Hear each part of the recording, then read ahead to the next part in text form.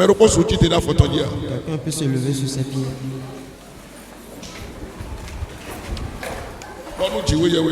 Dis au Seigneur, viens me parler. Je veux écouter ta parole. Parle-moi. Parle-moi, Seigneur. Au nom du Seigneur. Prie ainsi au nom du Seigneur.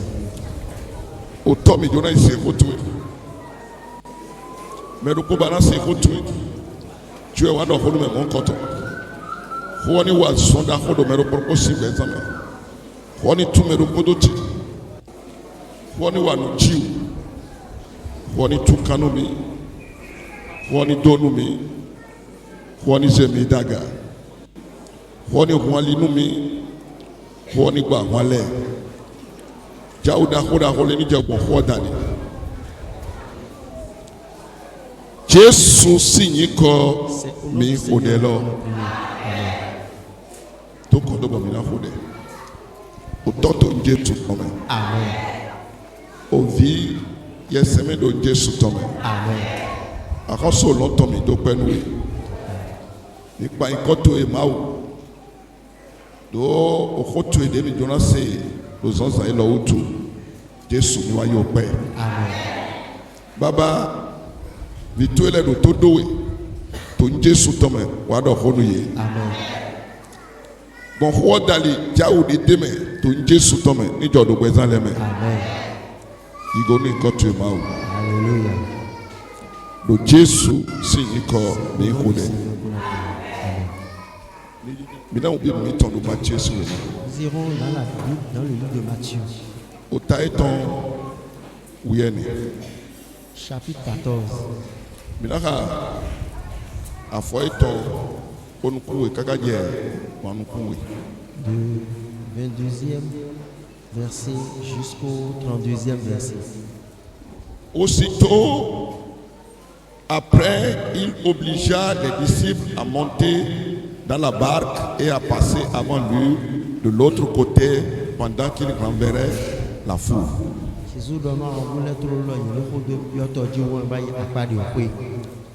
Quand il l'eut renvoyé, il monta sur une montagne pour prier à l'écart, et comme le soir était venu, il était là seul. Et Sodeji, et Jésus n'y mêlait ses dos, et Sodeji, la barque déjà au milieu de la mer était battue par les flots car le vent était contraire. À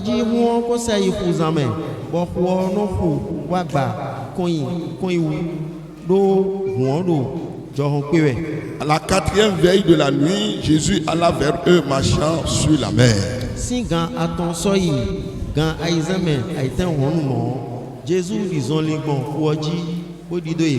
Quand les disciples virent marcher sur la mer, ils furent troublés et dirent: c'est un fantôme. Et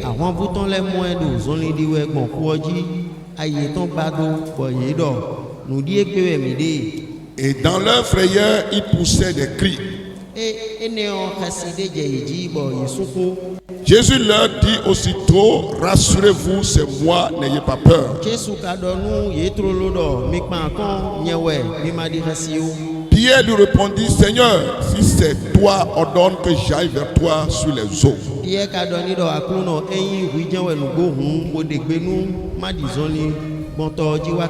il dit: viens. Pierre sortit de la barque et marcha sur les eaux pour aller vers Jésus. Mais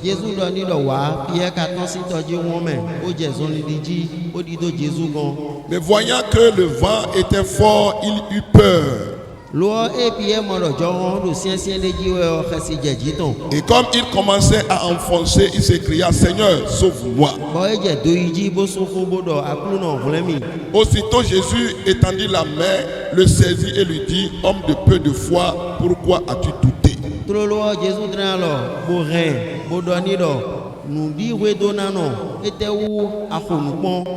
Et il montait dans la barque et le vent cessa. Que le Seigneur bénisse sa parole.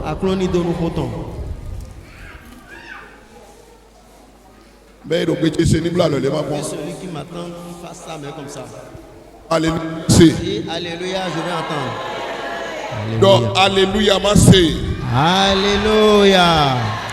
Amen. Amen. Taïdo ho pepide de mi jama koto mi de. Le petit message que nous allons entendre ce matin. Ewe ni ntewe asiwa wende johole jagodo. Qu'est-ce que tu peux faire quand le vent? Que faire quand le vent vous est contraire? Ete asiwa wende johole ye jagodo. Que peux-tu faire quand le vent vous est contraire? Amen. Amen. Ete asiwa wende oyu johole ye jagodo. Que peux-tu faire quand le vent vous est contraire?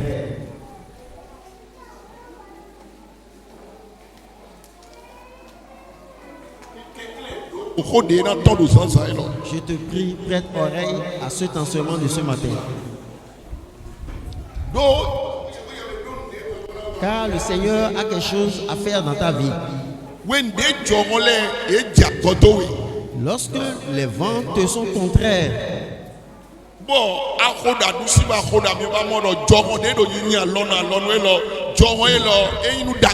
et tu vas de gauche à droite, tu réalises que ce vent-là n'est pas en ta faveur.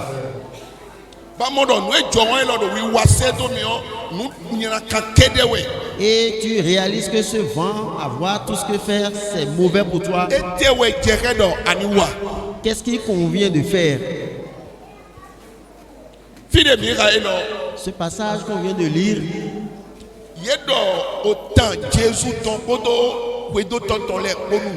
c'est une histoire relative aux disciples de Jésus et au Seigneur lui-même.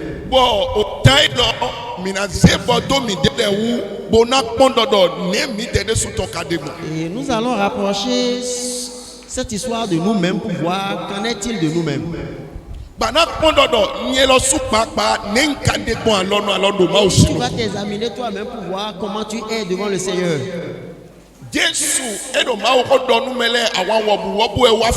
Jésus annonçait la bonne nouvelle et il y avait assez de foule, assez de monde. Mais lorsque le Seigneur a fini avec eux, il a réalisé que certains étaient différents dans la foule. Ceux-là étaient ses disciples. Et il leur a dit dans la barque pour aller de l'autre bout avec lui. Et en ce moment, le Seigneur lui-même sera en train de renvoyer la foule vers sa maison. Et c'est ce qui a été fait. Et quand le Seigneur a fini de renvoyer la foule vers sa maison, il est allé sur une montagne pour prier. Seul sur la montagne. Et les disciples étaient seuls sur l'eau. Et quand ils étaient sur l'eau,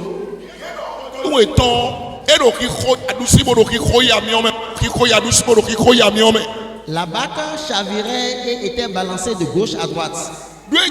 Pourquoi? Parce que le vent qui se soulevait à l'époque était contraire à eux.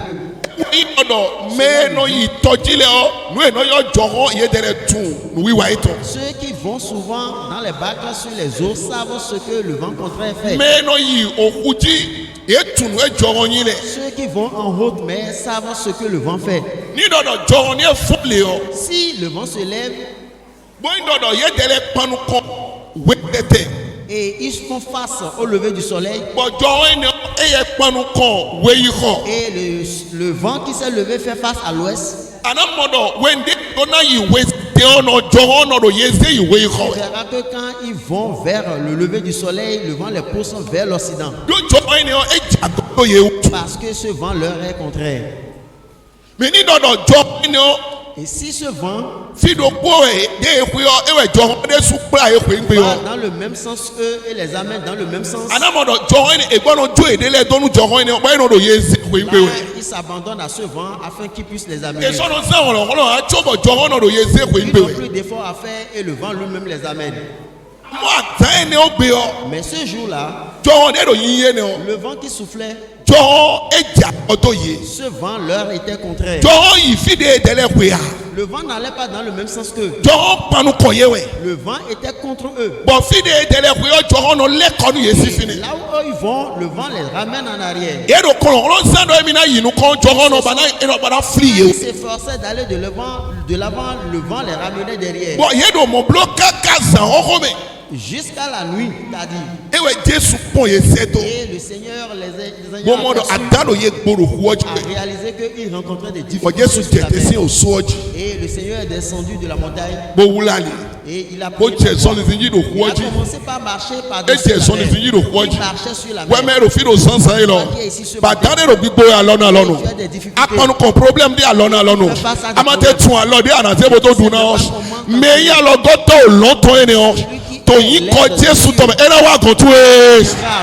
Amen. Le Seigneur a réalisé qu'ils avaient des difficultés. Il a compris qu'ils étaient dans des problèmes. Et il a marché sur la mer. Il marchait sur la mer. Et il est allé à leur rencontre. Lorsqu'ils étaient en difficulté, et la mer balançait la barque de gauche, et la navire allait chavirer, et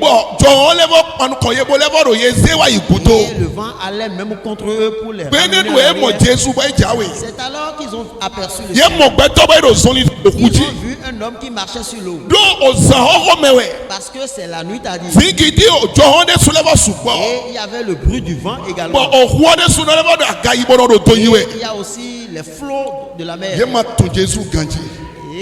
Ils n'ont pas vraiment connu le Seigneur. Ils ont commencé par s'inquiéter en criant. Et ils ont dit qu'ils sont en train de rencontrer un fantôme. Ils ont dit que c'est un fantôme, ils sont en train de rencontrer. Et ils ont dit que c'est la mer qui veut les engloutir. Mais c'est encore autre chose qui s'amène à eux.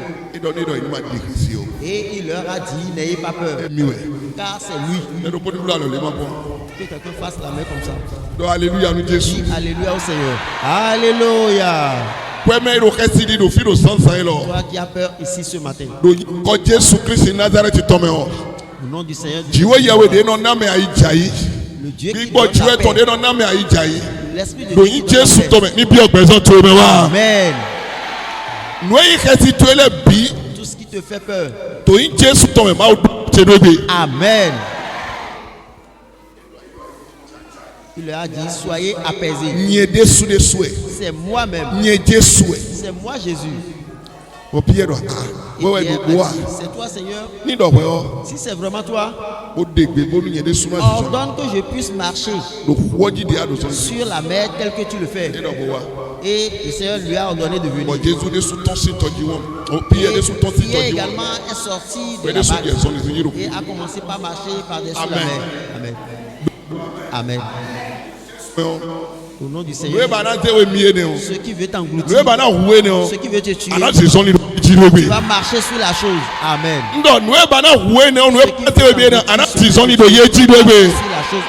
Amen. Ce qui te fait peur, et il te dit que tu vas pas dès ce matin, marcher sur eux est descendu sur toi. Amen. Il a commencé par marcher par-dessus la mer. Il a commencé par marcher sur la mer. Et quand il allait, et il a vu que les flots de la mer étaient de trop. Le bruit du vent était de trop. Il a commencé par prendre peur. Et il a commencé par s'enfoncer. Il s'enfonçait. Il s'enfonçait. Ses pieds s'enfonçaient. Et il a crié, Seigneur, sauve-moi. Et il s'enfonçait. Et le Seigneur a tendu son bras. Il lui a dit, homme de peu de foi, pourquoi as-tu douté dans ton cœur? Pourquoi as-tu douté dans ton cœur? Et il a tiré son bras. Et Le Seigneur et Pierre sont entrés dans la barque. Le Seigneur est entré dans la barque avec Pierre. Pierre est entré dans la barque avec le Seigneur. Dès que les deux sont entrés dans la barque, le vent s'est calmé automatiquement. Que quelqu'un lève sa main.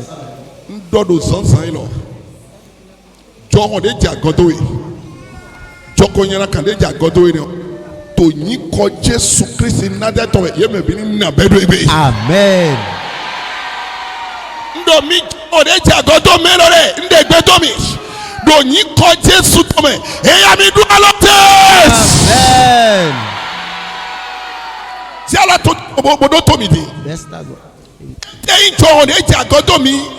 C'est ce vent qui va contre nous. Toi qui es assis ce matin, tu veux aller de l'avant. Tu essaies d'aller de l'avant dans ton commerce. Et dès que tu avances, tu recules à nouveau. C'est un vent qui te ramène en arrière dans ton commerce, dans ton travail. Tout le monde arrive à réaliser de l'avancement. Mais dès qu'il arrive, il y a toujours quelque chose qui le vent qui t'amène en arrière. Tu veux faire le mariage. Tu es forcé de toute la manière. Et dès que tu réalises que ça va il y a encore que et tu reviens encore à zéro. Un vent qui va contre toi. Il ne veut pas que tu te maries. Un vent qui va contre toi. Tu ne veux pas que tu installes. Tu veux voyager. Tu t'es efforcé de réunir. Quand tu tournes, tu réalises que il y a un vent qui va contre toi. Ton avancée tel que ça se.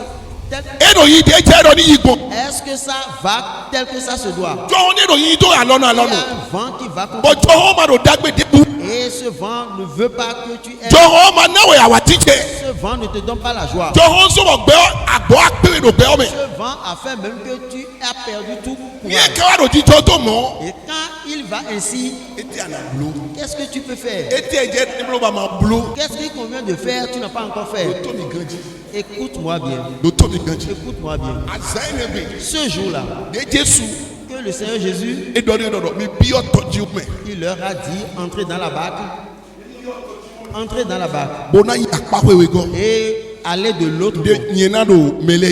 Et je serai en train de renvoyer la foule. Et quand il a fini de renvoyer la foule, il est allé sur la montagne. Il est allé sur la montagne. Il a commencé par prier. Qu'est-ce que le Seigneur avait dans son cœur? Le Seigneur voulait qu'ils aient de l'avancée en esprit. Beaucoup se disent, je suis enfant de Dieu. Il y a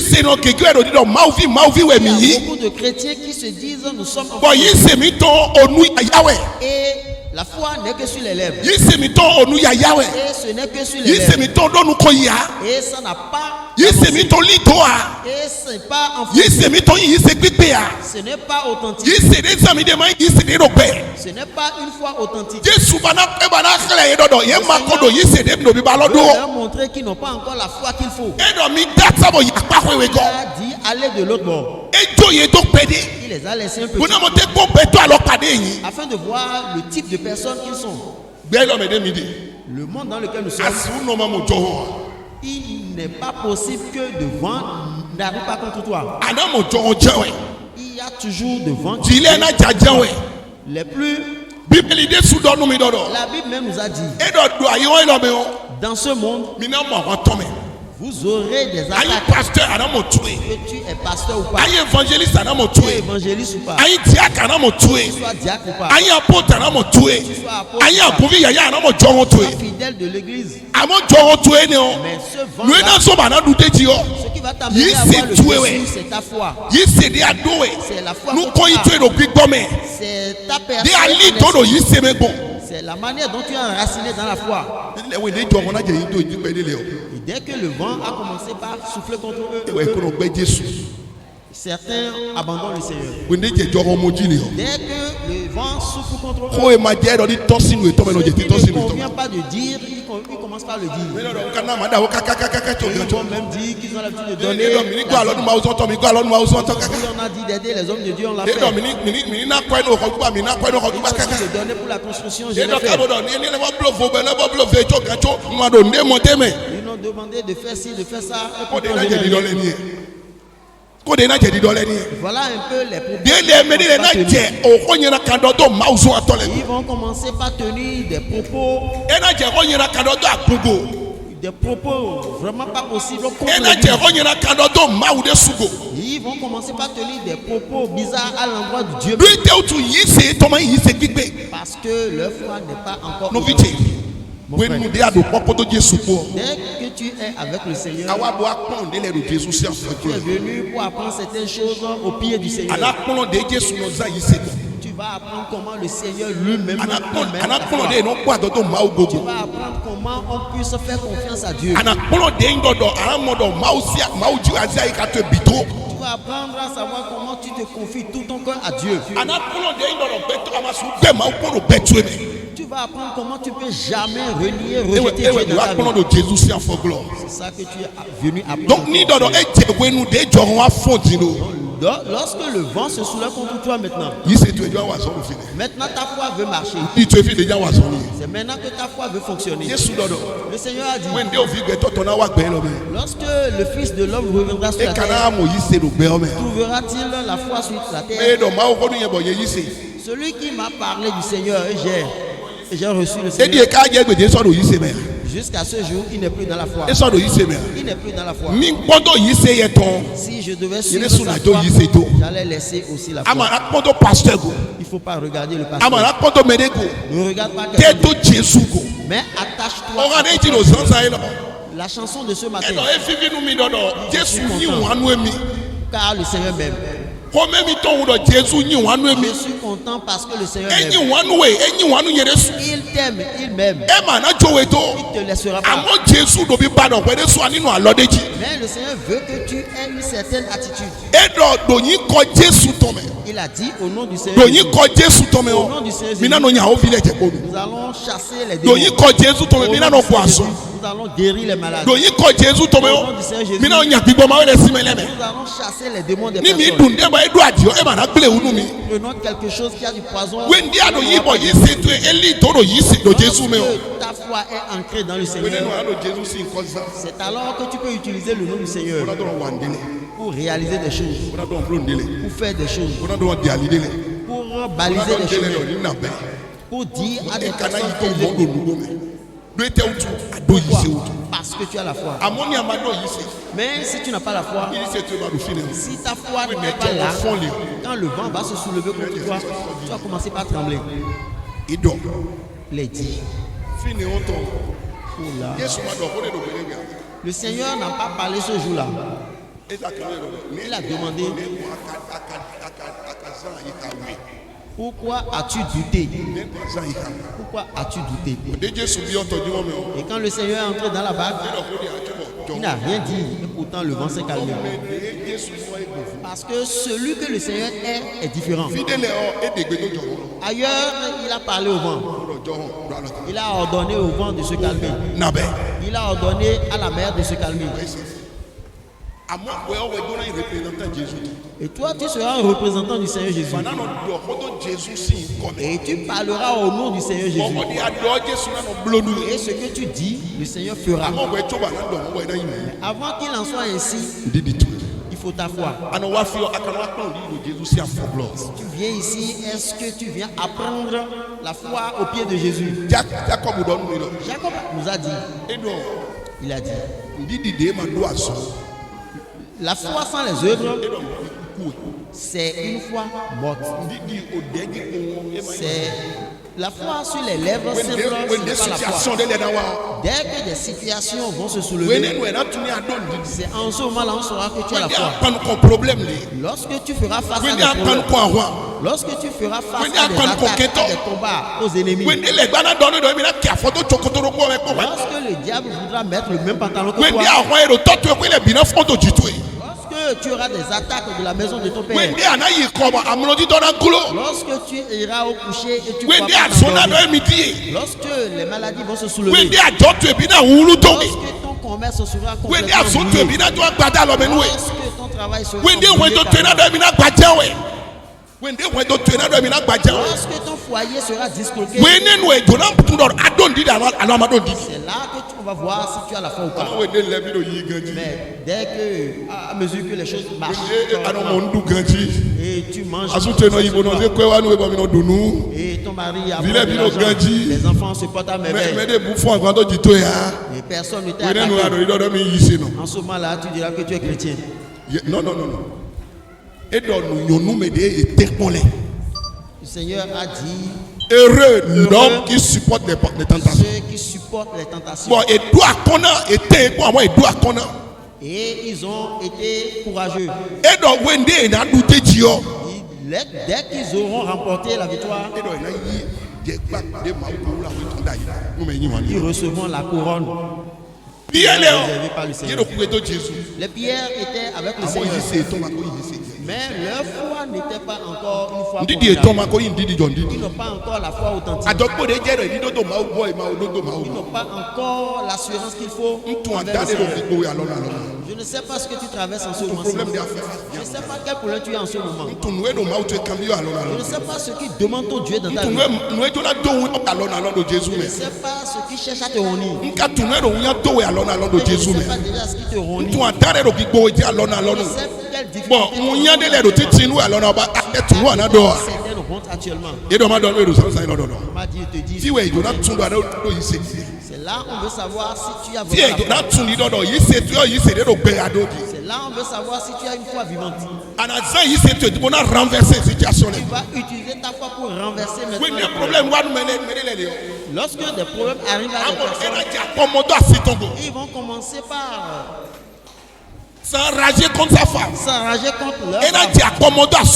Il va commencer par s'enrager contre son mari. Et ce serait comme si c'est le mari ou la femme qui a amené le problème. Et il va commencer par s'acharner contre les enfants. Non, ce n'est pas le combat. Ce n'est pas le combat de la chair. C'est le combat spirituel. Et nous voulons mener le combat de ceux qui ont la foi. Et nous devons nous comporter comme nous devons marcher dans la foi. Nous allons parler selon la foi.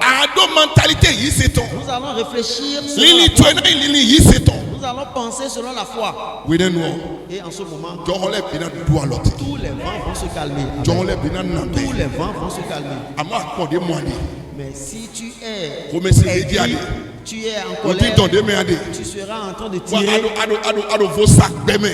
tu vas te mettre à te plaindre. Tu vas te plaindre. Si c'est cela tu fais, ça ne va arrêtera pas le vent. Le vent ira encore de l'avant. Cela montre que tu n'as aucune foi. D'autres vont même demander la mort. Il va même dire qu'il va pleurer. Il sera en train de pleurer. Et il va refuser de manger. Alléluia. Alléluia. Qu'est-ce que tu peux faire quand le vent est contre toi? Qu'est-ce que tu peux faire quand le vent qui souffle n'est pas en ta faveur? Que peux-tu faire lorsque le vent veut t'enfoncer? Ta foi. Tu dois t'accrocher à ta foi. Et tu vas marcher selon la foi. Et tu sauras que celui que tu adores, il ne laisse pas avoir la honte. Il ne te laissera pas dans la honte. Il descend toujours. Et il est venu les enlever. Il est venu les enlever du problème. Car il a vu la foi qu'ils ont. Que cette foi ne peut les amener à atteindre l'autre bord. Regarde-toi bien. Sur quelle mer es-tu? Est-ce que la foi que tu es en train de développer peut te te permettre de traverser. Jésus modo oyindidi Thomas ore dasa ho. Le Seigneur Jésus a réalisé que la foi qu'ils ont ne peut leur permettre de traverser la mer. C'est pourquoi il est venu les sauver. Il est descendu à eux. Plus tu avances dans le Seigneur, les vents vont se soulever. Ils vont s'endurcir. Mais celui que nous adorons, il a la puissance d'arrêter tout ça. Il a la puissance de t'accorder la victoire. Combien ont la foi? Combien ont la foi? Alléluia. Alléluia. Alléluia. Lève-toi sur tes pieds. Nous allons faire cette prière.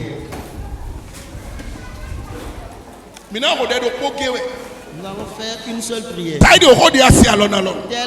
ce que tu as entendu ce matin. Quel est le vent auquel tu fais face? Tu vas ordonner. Dès ce matin, vous ces vents, je vous ordonne. Cessez, arrêtez. Amen. Amen. Les vents qui se sont soulevés dans ton service, dans ton service, dans ton travail, dans ton commerce, tous ces vents qui se sont soulevés, tu vas appeler le nom du Seigneur. C'est pas toi qui parles, c'est le Seigneur qui parle. Tu vas dire au nom du Seigneur Jésus. Sache que c'est pas toi qui parles. Vous les vents qui vont contre les enfants, qui vont contre mon foyer, qui vont contre mon travail, Yes. Hodela boss. Jogo nyina kadedo yin alona alonos. Jogo azotos. Jogo kwa digitos. Jogo dronya na kaletos. Jogo wagbenatos. Jogo wa zimlutos. Dedo yin tomi alona alonos. Inde gbe tomi do yin ko Jesu Thomas. Eya mi dualates. Mi dualotero yin Jesu Thomas. Jogo dedo yin to tevitos. Mi dualotero yin Jesu Thomas. Eya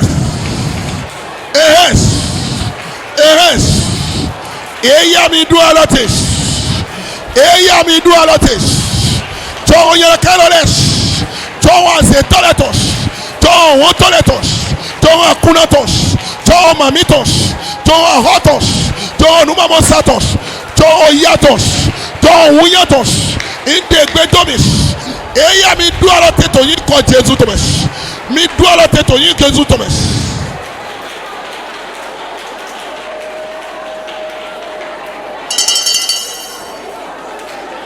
Yin ko mi khode. Amen.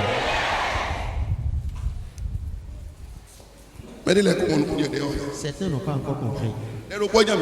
C'est la même prière qu'on va faire. Un vent va s'arrêter ce matin.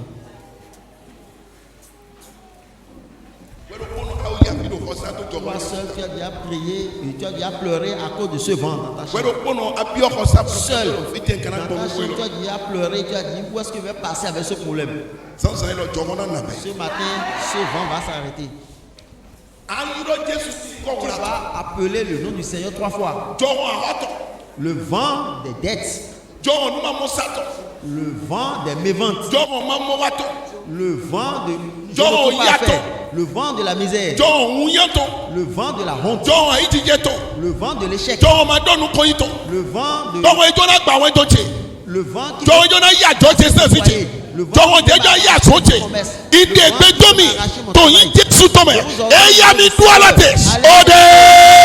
au nom du Seigneur. Mi jogo yina kaloles. Jogo si tokwe si nokwe. Jogo si asukwe, jogo si asikwe. Jogo do kati, jogo do letos. Jogo beton yina kaletos. Dedo chichi dedo jites. Ide betomis. Mi dualates.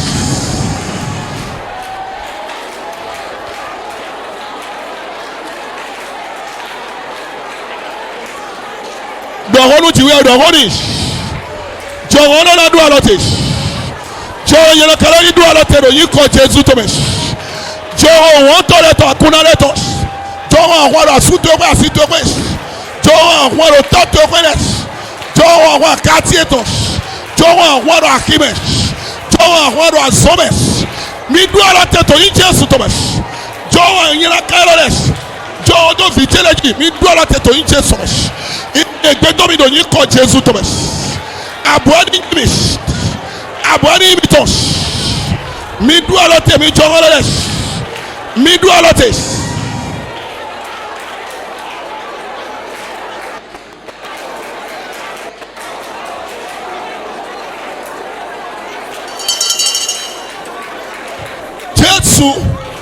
Si yiko mi hodeo. Amen. Dáwọ́ dúró, dáwọ́ dúró, dáwọ́ dúró. Ìjì tó ń jà nínú ayé mi. Dáwọ́ dúró lórúkọ Jésù.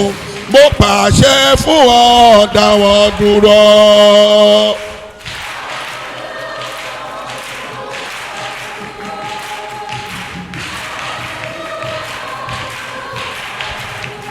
Ìjì tó ń jà nínú ayé mi, dáwọ́ dúró lórúkọ Jésù, mo pàṣẹ fún ọ.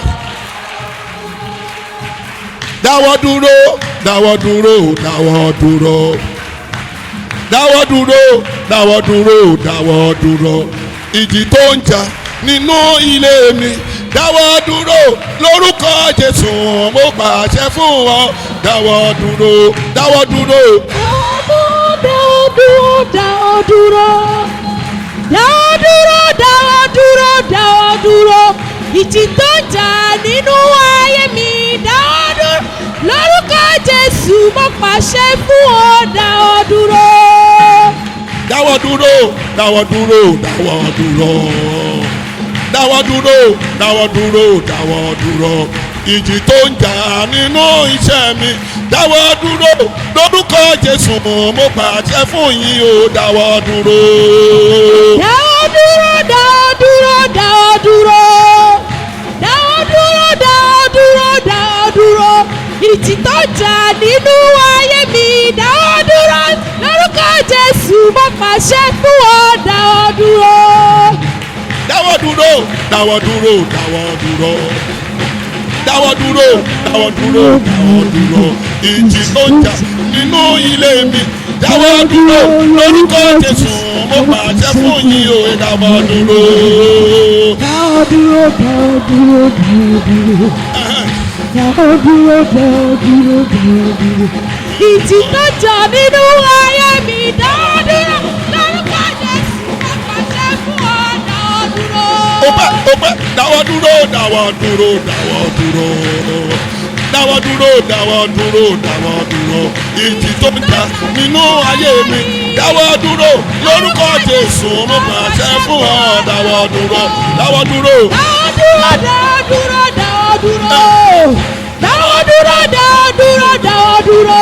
Ìjì tó ń jà nínú ayé mi, dáwọ́ dúró lórúkọ Jésù, mo pàṣẹ fún ọ. Dáwọ́ dúró.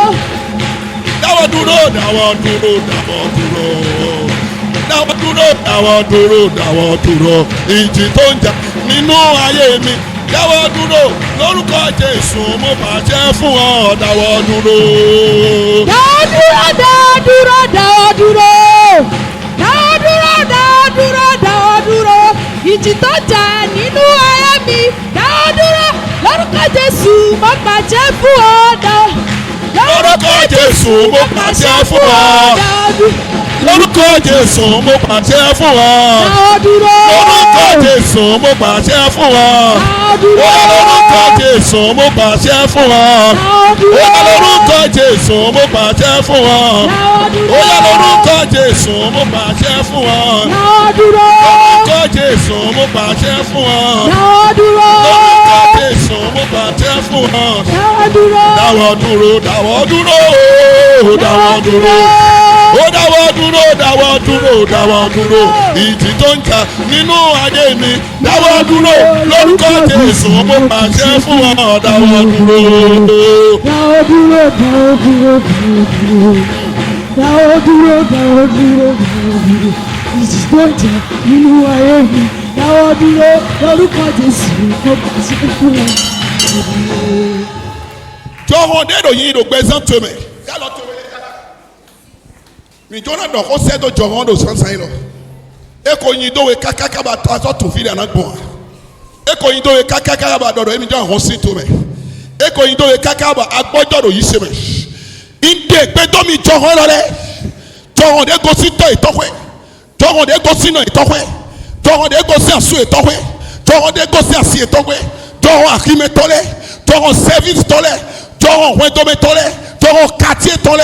Azetosi johole, owotosi johole, akunasi johole, mamisi johole, otosi johole, ojoho yato, joho matinoto, joho ahoto, joho numamowato, joho asomamowato. Inde gbetomido zanzailo, dero mero lefu, de jagodoye to yi Jesu tome. Eya mi dualote.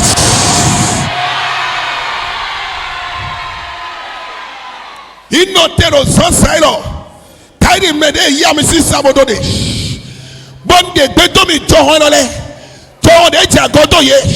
Johon de jagodo ajo eton. Johon de jagodo aso eton. Johon de jagodo wendo eton. Johon de jagodo jijo eton. Johon de jagodo boje eton. Bo yin alona lonu. Inde gbetomi johon mo kotole. To yin Jesu tome. Eya mi dualotes. Mi dualotes. Mi dualotes. Mi dualotes. To yin Jesu tome. John dualotes. Merci egbe. Ma ou de non me dasa. Bon we do toton le dasa do benegbe boy dasa volo. We de suku de ji ade aloro mo John do yo. Ma ou ni me dasa. Ma ou ni me dasa. Mauni kawetasas anakuchi huome hamesh anakuchi huome hamesh anatasa hulos anatasa hulos ala mautoni kawetasa hularo Jesu sikoma ateko keji ndebu na dio ya John de do yin do television lo to Jesu tome ya mi du alote John beto John nous dit d'attendre to in Jesu tome e ami do alote agbolo ni yi aparo devo ni yi no ko to Jesu si yin ko mi ku de lo o pe da horu Jesu Dieu de Jacob soutient ma foi.